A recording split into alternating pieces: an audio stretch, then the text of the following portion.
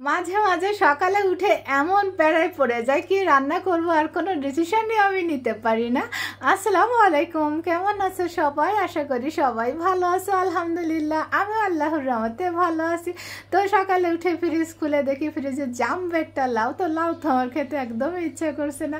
তো এই যে চলে গেছে আমি ছাদে গিয়ে দেখি আমাদের যে হেল্পিংয়ের উনি কাপড় চোপড় রোদ্রে দিচ্ছে। তো ওকে বললাম যে আমার সবজিগুলো একটু উঠিয়ে দাও। তো কিছু ধন্দল আর যে বেগুন তুলে দিয়েছে আর পুঁই শাক গাছ আর কলমি শাকগুলো তোমাদের দেখাচ্ছিলাম। মাশাআল্লাহ অনেক বেশি সুন্দর হয়েছে। এই যে সবজিগুলো নিয়ে কিন্তু আমি চলে আসছি, তারপরে এসে কিন্তু আমি সবজিগুলো সুন্দর করে ধুয়ে নিয়েছি। তো বেগুনগুলো কিন্তু আমি কাটার পরে আবারও ধুয়ে নিব। তো সবগুলো বেগুন তো লাগবে না, এখান থেকে কয়েকটা বেগুন আমি রান্না করব। তো বেগুনগুলো এই যে মাঝখান থেকে কিন্তু আমি কেটে তারপরে পিঠটা একটু চিড়ে নিয়েছি, আর ধন্দলগুলো আমি আগে থেকে ধুয়ে নিয়েছি।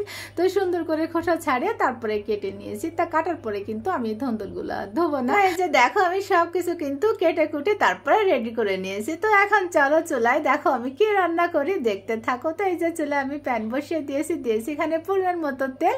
আর এটা হচ্ছে ইলিশ মাছ, খুব বড় না, এটা কিন্তু মিডিয়াম সাইজের একটা ইলিশ মাছ। তো আমি সুন্দর করে কেটে ধুয়ে লবণ হলুদ আর মরিচের গুঁড়া মাখিয়ে কিন্তু আমি এটা রেখেছিলাম।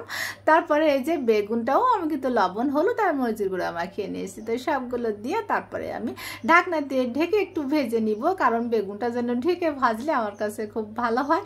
তো যাই হোক, ঢাকনাটা তুলে আমি একটু উল্টে পাল্টে দিচ্ছি, দিয়ে সুন্দর করে না একটু লাল লাল করে ভেজে নিব।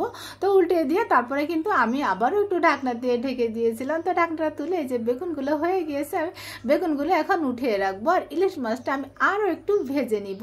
তো যখন ভাজা হয়ে যাবে তখন আমি সবগুলো মাছ এই যে উঠিয়ে রাখবো। আর এই তেলে কিন্তু আমি রান্নাটা করব। তো এখানে আমি যে পেঁয়াজ কুচি দিয়েছি স্বাদ বুঝে লবণ দিয়ে আমি সুন্দর করে পেঁয়াজটা ভেজে একটু নরম করে নিব। আর এখন দিয়ে দেবো এখানে আদা পেস্ট, রসুন পেস্ট আর কাঁচামরিচ পেস্ট 1 চামচ করে দিয়েছি। দিয়ে একটু তেলের সাথে ভেজে নিচ্ছি যাতে করে আদা রসুনের কাঁচা গন্ধটা চলে যায়। আর এখানে যে গুঁড়া মশলাগুলো দিয়েছি, হলুদের গুঁড়া, মরিচের গুঁড়া, ধনিয়া গুঁড়া দিয়ে একটু তেলের সাথে ভেজে নিব। তাহলে কি হবে, তরকারির কালারটা না খুব সুন্দর আসবে। আমি এখন হাফ কাপ পানি দিয়ে মশলাটা খুব সুন্দর করে না কষিয়ে নিয়েছি। যখন উপরে তেল উঠে আসছে তখন আমি এখানে দিয়ে দিয়েছি 1 কাপ পানি।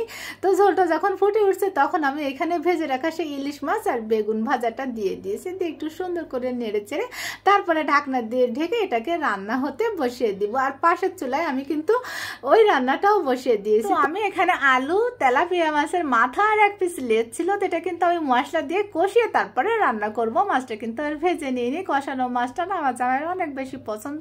তাই যাই হোক, কষানো হয়ে গেলে আমি এই যে পরিমাণ একটু পানি দিয়েছি, দিয়ে তারপরে ওই ধন্দলগুলো দিয়েছি, দিয়ে তারপরে নেড়ে চেড়ে মিশিয়ে দিয়ে ঢাকনা দিয়ে ঢেকে ওটাকে আমি রান্না হতে দেবো। আর এদিকে দেখো আমার বেগুনটা কিন্তু প্রায় হয়ে আসছে। তো আমি মাছগুলো একটু উল্টে পাল্টে দিচ্ছি, দিয়ে সুন্দর করে নেড়ে চেড়ে দিব। আর এটা আমি ঝোল রাখবো এরকম মাখো মাখো ঝোল, বেশি ঝোল রাখবো না। তো দেখো মাশাআল্লাহ কালারটা কিন্তু অনেক বেশি সুন্দর আসছে। আর ওদিকে কিন্তু আমার ধন্দলের তরকারিটাও হয়ে গিয়েছে, এটা একটু ঝোল ঝোল রাখবো। তো এই যে রান্না শেষে আমি নামিয়ে নিয়েছি, আর উপরে একটু আমি টালা জিরার গুঁড়া ছড়িয়ে দিলাম। তো এই ছিল আমার দুপুরের আয়োজন, পরে রান্না বাড়া। তো আজ এই পর্যন্ত, সবাই ভালো থেকো, সকলের জন্য আমার দোয়া থাকবে। আসসালামু আলাইকুম।